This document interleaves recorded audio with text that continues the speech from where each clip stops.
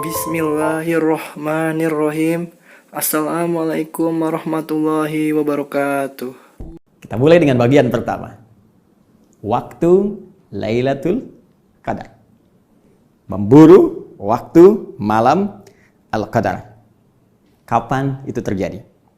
Karena malam ini, momentum mulia ini, diisyaratkan oleh Al-Quran hanya bersumber dari keterangan Allah Subhanahu wa taala lewat firman-Nya, "Inna anzalnahu fi Lailatul Qadar." Sungguh kami telah turunkan Al-Quran itu dengan segala keagungan kami dan segala kemuliaan Al-Quran di malam Al-Qadar.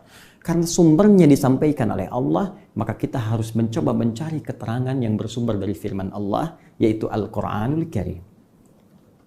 Baik, di sini kita pentingnya melihat dalam narasi Al-Quran seperti apa isyarat malam Al-Qadar itu terkait dengan turunnya Al-Quran diinformasikan kepada kita. Setelah itu, kita lihat bagaimana penjelas, penafsir Al-Quran yang langsung ditunjuk oleh Allah Subhanahu wa taala, yaitu Nabi Muhammad SAW dalam hadis-hadis beliau menerangkan kepada kita tentang isyarat Al-Quran terkait waktu dimaksud. Mari kita cepat untuk melihat narasi Al-Quran terkait dengan turunnya Al-Quran. Teman-teman sekalian, malam Al-Qadar dikaitkan erat oleh Allah Subhanahu wa taala dengan peristiwa turunnya Al-Quran. Ketika Al-Quran diturunkan bersamaan dengan malam Al-Qadar.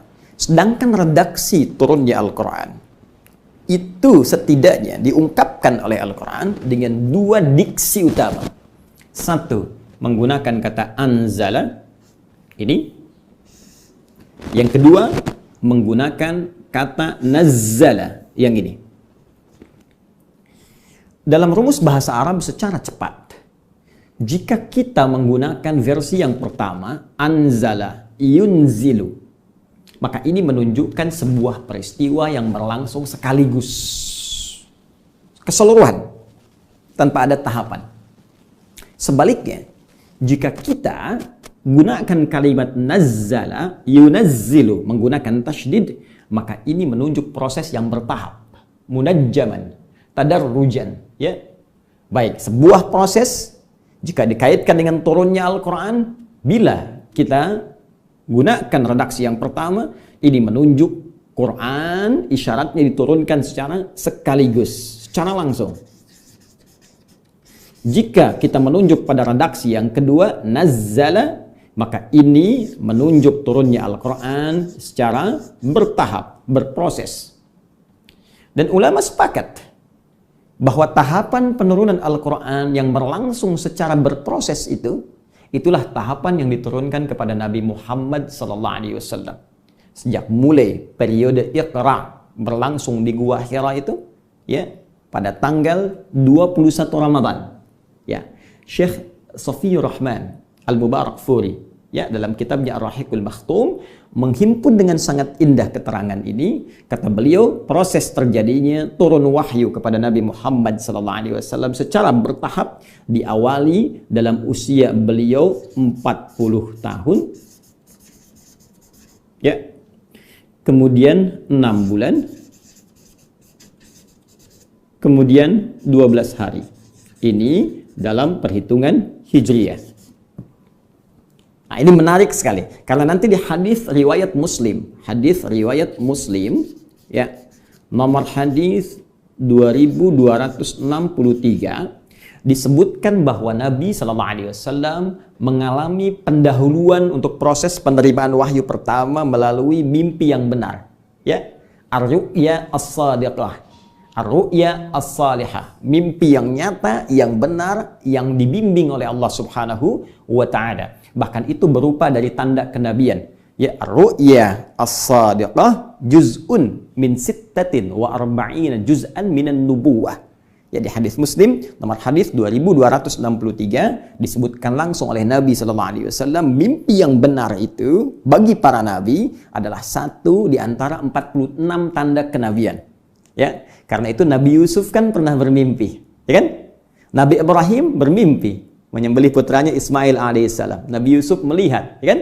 matahari, bulan, dan 11 bintang sujud hormat di hadapannya. Bermula dari mimpi, tanda kenabian. Demikian karena itu bagian dari tanda kenabian, maka Nabi Muhammad pun sallallahu alaihi wasallam, penghulu para nabi, pemimpin para rasul, mengalami itu pula. Dan itu berlangsung selama 6 bulan. Masya Allah. Jadi tepat sekali 6 bulan itu diawali pendahuluan, kemudian dalam usia 40 tahun setelah periode ini, beliau menerima wahyu pertama.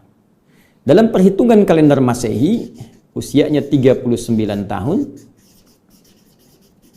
3 bulan, 20 hari.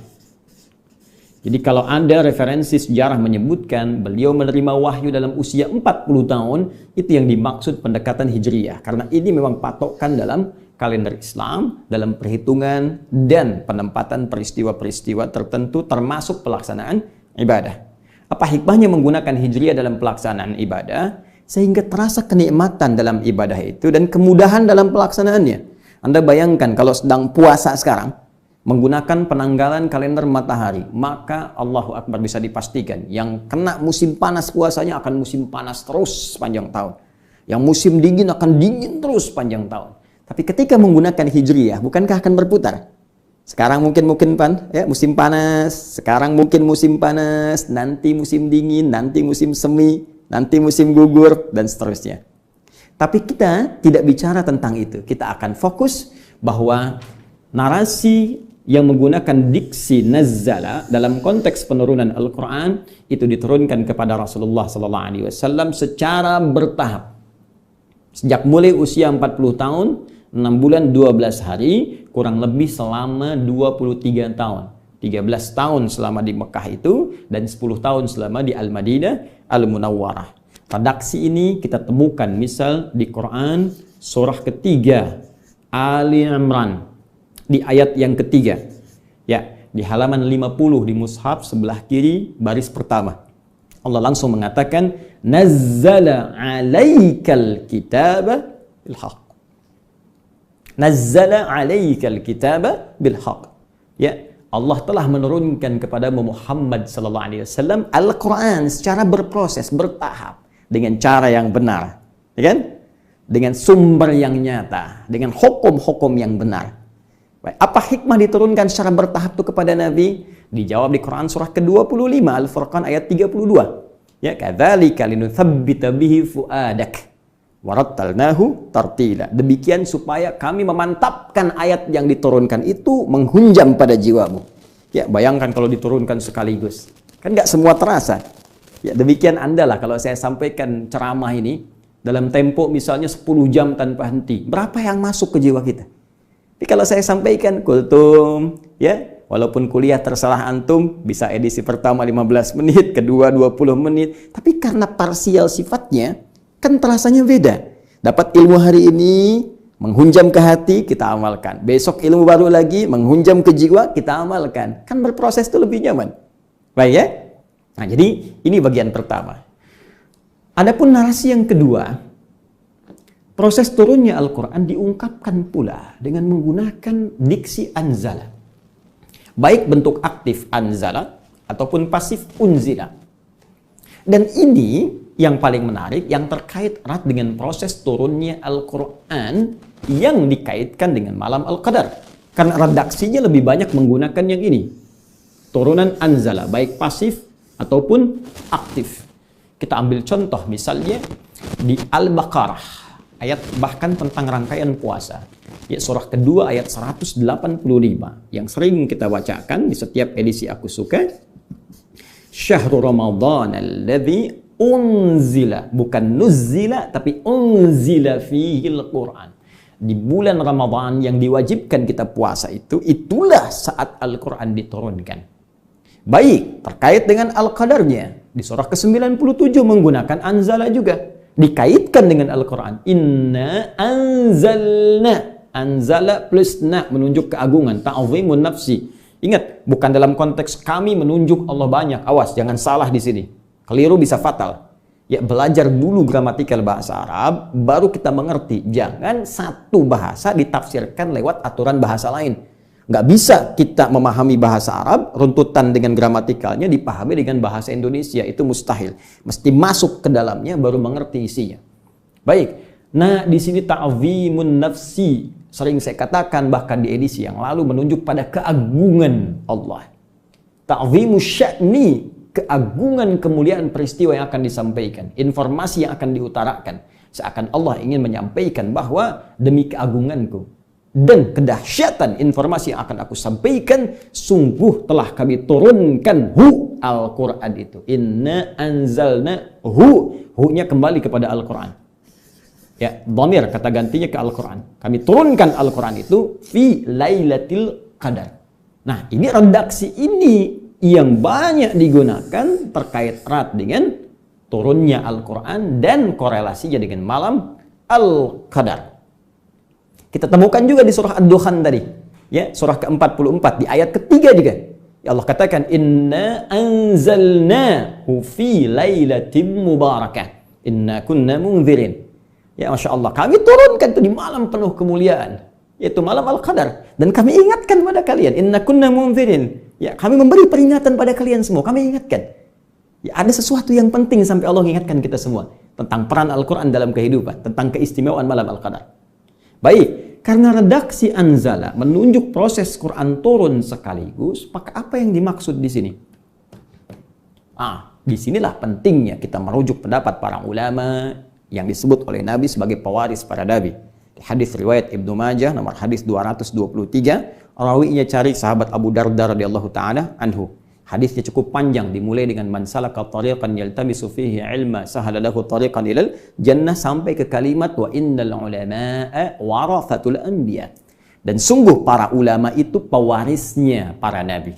Wa innal anbiya lam yurithu dirhaman wala dinaran walakinnahum awrathul ilma atau warathul ilma. Dan para nabi tidak pernah mewariskan dirham dan dinar, tapi mewariskan pengetahuan. Karena itu penting kita melacak pengetahuan dari para ulama yang bahkan sanadnya tersambung pada Rasulullah SAW. Saking dahsyatnya dan pentingnya ini, Imam Muslim sampai membuat satu bab khusus di hadis Muslim jilid pertamanya di halaman 119 itu tentang babul isnad minad din. Pentingnya sanad, urutan-urutan informasi, transmisi pengetahuan sampai ke Nabi yang disampaikan ulama kita. Pentingnya itu semua dalam memahami tuntunan-tuntunan dalam agama syariat Islam kita. Maka teman-teman sekalian, para ulama menyampaikan redaksi ini anzala yang menunjukkan turunnya sekaligus bukan menunjuk pada peristiwa saat diturunkannya Al-Quran secara bertahap pada Nabi Muhammad.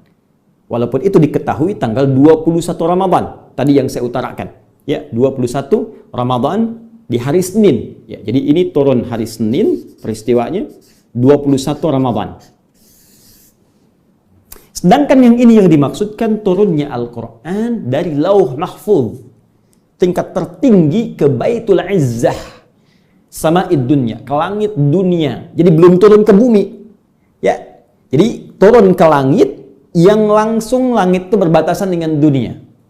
Belum turun, ya, belum sampai ke buminya. Kalau kita urutkan nanti keterangan-keterangan dalam Al-Quran dan hadis, ada berlapis-lapis ke langit yang menuju sampai ke arsy yang paling tinggi. Wallahu a'lam seperti apa, tapi nanti saat kita berpulang, saat meninggal dunia, itu akan tampak kita saat kembali pada Allah Subhanahu wa Ta'ala. Kalau Anda ingin belajar lebih jauh dan waktu kita nanti masih panjang, dalam kesempatan yang lain kita akan belajar tentang peristiwa Isra dan Mi'raj Nabi sallallahu alaihi wasallam. Bagaimana di langit pertama bertemu dengan Nabi Adam alaihissalam, langit kedua, langit ketiga, sampai di langit ketujuh, kemudian menerima perintah dari Allah Subhanahu wa Ta'ala. Jadi dari Lauh Mahfuz sampai ke Baitul Izzah. Ya, di surah Al-Buruj dalil tentang Lauh Mahfuz. Fi Lauhim Mahfuz, diturunkan ke dalam Baitul Izzah. Ini untuk diumumkan saking dahsyatnya Al-Quran, pentingnya Al-Quran, diumumkan bukan hanya kepada penduduk bumi, Allah umumkan kepada seluruh penghuni langit. Ini maksud hikmahnya. Jadi dari tahap tertinggi diturunkan, malaikat yang ada memikul arsy tahu, malaikat di langit yang ke-6 tahu, langit ke-5 tahu, sampai ke sama'id dunya, semua yang bertugas diumumkan oleh Allah. Al-Quran akan turun sebagai alur kehidupan manusia. Sekaligus menunjukkan pengetahuan Allah Subhanahu wa Ta'ala pada peristiwa yang belum terjadi. Nanti ada yang akan bertanya tentang hukum khamar, yas'alunaka 'anil khamri. Kejadiannya kan baru nanti di zaman syariat. Ya kan? saat disampaikan pada Nabi. Tapi Allah ingin memberikan pengetahuan kepada seluruh malaikat bahwa Allah Maha mengetahui tentang semua peristiwa. Ini alur kehidupan manusia. Bagaimana nanti manusia berproses. Ini petunjuk-petunjuknya. Ini saking dahsyatnya Al-Quran. Jangankan ahlu bumi. Kata Allah, semua ahlu sama, ahlu langit mesti mengetahuinya. Jadi sebelum disampaikan pada Nabi Muhammad, disampaikan dulu pada seluruh penghuni langit sekaligus menunjukkan status tingginya Rasulullah SAW. Jadi Anda bayangkan, penghuni langit menghormati Nabi Muhammad SAW. Kenapa anak bumi yang wafat di telan tanah lantas tega mencela beliau? Bahkan seorang non-muslim pun menempatkan beliau dalam urutan pertama manusia paling berpengaruh. Yang penuh dengan kelembutan, yang sangat perhatian. Tiba-tiba ada orang entah datang dari mana menyoal beliau. Yang orang ini pun belum tentu jelas segala kebaikannya. Baik, kembalikan ke sini teman-teman sekalian. Jadi ini, jika disebutkan proses ini berlangsung secara sekaligus, maka yang dimaksudkan adalah turunnya Al-Quran dari Lauh Mahfud ke Baitul Izzah. Sekarang kapan waktunya? Cari lagi di Al-Quran. Karena sumbernya di sini kan. Baik, peristiwa ini kita akan bisa lihat waktunya jika kita keluarkan kata ini pula, anzala. Cari kembali. Kita temukan di antara yang paling spesifik, dan ini pendapat sementara ulama pula, ada di Quran surah ke-8, Al-Anfal. Kalau kita temukan di ayat ke-41, paling kiri, sebelah atas, di pertengahan. Di halaman 182. Baris yang ketiga. Allah berfirman, "Wa ma anzalna ala abdina yaumal furqani yaumal taqal jam'an." Allahu akbar. Wa ma anzalna, dan terhadap apa yang telah kami turunkan, anzala secara sekaligus. Yaumal furqani, pada hari pembeda. Yaumal taqal jam'ani, apa yang berbeda itu ketika bertemu dua pasukan yang beda. Satu pasukan iman dikomandoi Nabi Muhammad SAW. Satu pasukan ingkar dikomandoi Abu Jahal. Kapan bertemu Nabi Muhammad dan Abu Jahal dalam peperangan yang dahsyat itu? Perang Badar. Kapan terjadinya? Hari Jumat 17 Ramadan. Allahu Akbar. 17 Ramadan. La haula wala quwata illa billahil aliyil azim. Jumat. Jadi kalau kita ingin batasi peristiwa diturunkannya Al-Quran secara sekaligus dari Lauh Mahfuz ke langit dunia, Baitul Izzah, terjadinya di hari yang paling mulia, yaitu Jumat. Karena Al-Quran yang mulia, harinya mesti mulia. Di bulan yang mulia, yaitu Ramadan. Baik. Di waktu yang mulia, sehingga ditampakkan kemuliaannya. Tandanya apa? Bertemu dua pasukan. 17 Ramadan. Allahu Akbar. Ya, di tanggal 17, di bulan Ramadan, di hari Jumat. Dan kalau saya lompat sedikit, berbahagianya kita Indonesia, kita merdeka pun di hari Jumat. Di bulan Ramadan. Karena itu kita katakan di undang-undang kita tertuliskan jelas atas berkat rahmat Allah yang Maha Kuasa. Dan dengan didorongkan oleh keinginan luhur. Ya, jadi keinginan luhur itu diletakkan terakhir. Jadi semua orang pengen punya keinginan luhur untuk merdeka. Tapi rahmat Allah belum turun. Ya, berkat Allah belum turun. Begitu berkah diturunkan, rahmat turun, Ramadan dapat proklamasi. Jakarta, kapan dibebaskan oleh Fatahillah? Ya, Fathullah atau Fatahillah atau Faletehan. Membebaskannya di bulan apa? Ramadan. 22 Ramadan, teman-teman. Hari Jumat nanti. Ya, baik. Untuk Ramadan tahun ini, Jumat bertepatan. Ya, 22 Ramadan. Bertepatan dengan 22 Juni itu, 1527. Ya, nah, ini sekedar pengetahuan saja. Saya ingin menunjukkan bahwa ketika Allah memberikan kemuliaan-kemuliaan seringkali bertepatan dengan Ramadan. Al-Quran itu mulia yang paling utama. Turunnya Ramadan, bulannya bulan Ramadan, harinya Jumat. Bersamaan dengan momentum Perang Badar. Nah, tapi apakah kita bisa simpulkan bahwa Lailatul Qadar terjadi di tanggal 17? Ya. Apakah kita bisa simpulkan setiap Ramadan tanggal 17 akan tiba? 17. Maka cari di malam yang ke-17. Ternyata, teman-teman, pemahamannya tidak sesederhana itu. Karena setiap kita akan pahami Al-Quran, kita harus merujuk pada penafsir terbaik yang langsung ditunjuk oleh Allah. Lebih otoritatif. Kita siapa? Ini Nabi langsung ditunjuk Allah. Ini Rasulullah, manusia terbaik. Maka kita lihat bagaimana Nabi SAW memberikan penjelasannya. Lacak dalam kitab-kitab hadis.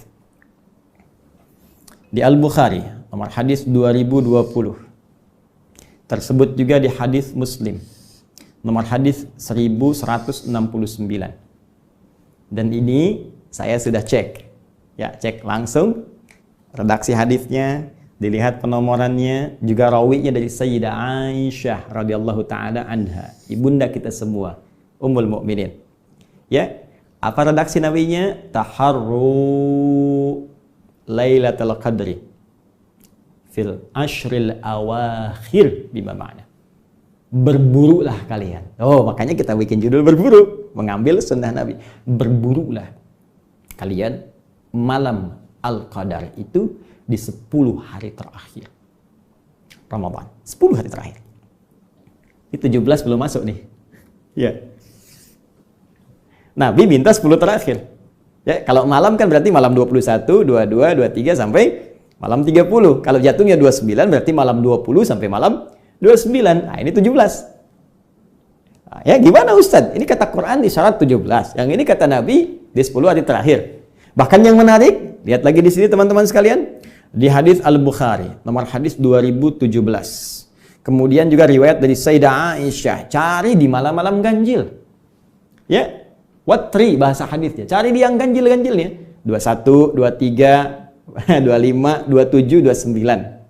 Baik, ada lagi hadis dari riwayat Ibnu Umar, Abdullah Ibnu Umar radhiyallahu taala anhuma. Di hadis Muslim ditemukannya, nomor hadis 1165.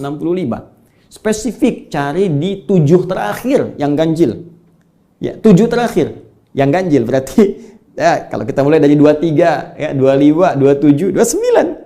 Ya, kan 7 terakhir kan dari hitungan 3 kan, 23, 24, 25, 26, 27, 28, 29. Kalau kita lihatnya nanti 30, berarti dari 24 ya. Kalau ambil yang ganjilnya berarti malam 23, 25, 27, 29. Spesifik. Nah, di sini ternyata kalau kita kompromikan, kalau di fikih itu ada namanya al-jam'u wat taufiq. Ya, dikompromikan, disatukan untuk melihat kemana arah pemahaman ini. Nah, ini biasa standar. Kadang ada satu peristiwa, hadisnya banyak, ingin menunjukkan tentang satu hal yang sangat lengkap. Kalau diambil sebagian-sebagian nggak ketemu. Kayak Bismillahirrahmanirrahim, hadisnya banyak. Ada yang menghitung sampai 70. Ternyata ketika dikumpulkan, ada yang sir, ada yang jahar, ada yang nggak dibaca sama sekali. Ada rakaat pertama dibaca jahar, selanjutnya tidak. Jadi tahu kita cara baca Bismillah ada 4 cara. Pun demikian terkait dengan ini teman-teman, disimpulkan bahwa fase pertama kali saat turunnya dari Lauh Mahfuz ke Baitul Izzah pernah terjadi 17 Ramadan. Namun setelah itu dengan kehendak Allah Subhanahu wa taala bisa kemudian di tahun-tahun berikutnya setelah peristiwa pertama ini bisa Allah gantikan. Bisa dipertukarkan, bisa di malam ke-21, bisa di malam ke-23, bisa di malam ke-25. Bahkan dalam riwayat Nabi sallallahu alaihi wasallam pernah aku ditunjukkan waktunya, diberi tandanya, cuma kemudian setelah terbangun dibuat lupa tanggalnya, hanya diberikan tanda-tandanya. Jadi kesimpulannya, ketika Nabi sallallahu alaihi wasallam memberikan gambaran seperti ini, cepat berburu. Bahkan di riwayat lain kencangkan ikat pinggangmu. Lebih semangat lagi. Ini menunjukkan memang mahal malam Al-Qadar itu. Kalau murah langsung ditunjukkan. Tapi karena mahal, semua kita diminta berusaha. Coba lihat kompetisi. Kalau hadiahnya mahal kan kompetisinya berat. Kalau cuma power bank mungkin dia ya kompetisinya ringan gitu. Tapi karena ini hadiahnya ampunan dosa, hadiahnya rahmat, pahala berlipat, dibikin mahal. Nggak ditampakkan oleh Allah, dibuat kita berlomba sekencang mungkin. Dan bukankah perlombaan semakin kuat di lap-lap terakhir? Orang kalau maraton, balap sepeda, balap mobil, balap motor, pasti lap terakhir makin kencang. Karena itulah untuk mensupport kita, ini kadang karena Ramadan jadi aneh.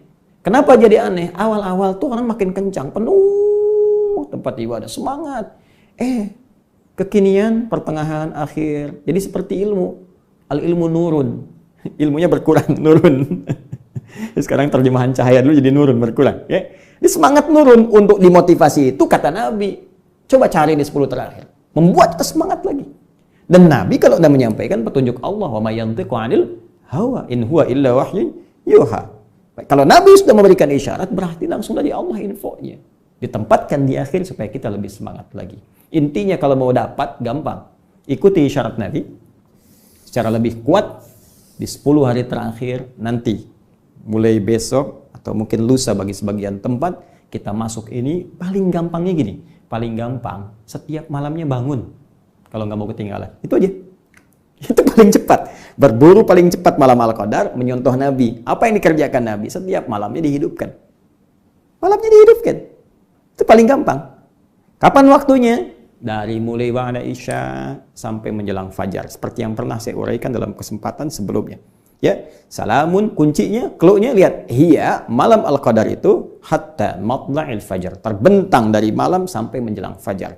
Maka usahakan walaupun mungkin sekejap saja, 15 menit, 30 menit, demi Allah, demi perjuangan hidup kita.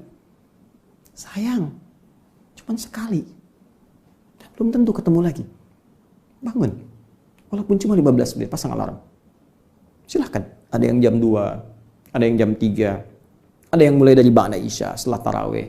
Siangnya dia istirahat, malamnya dia buru itu supaya bisa fresh bangun.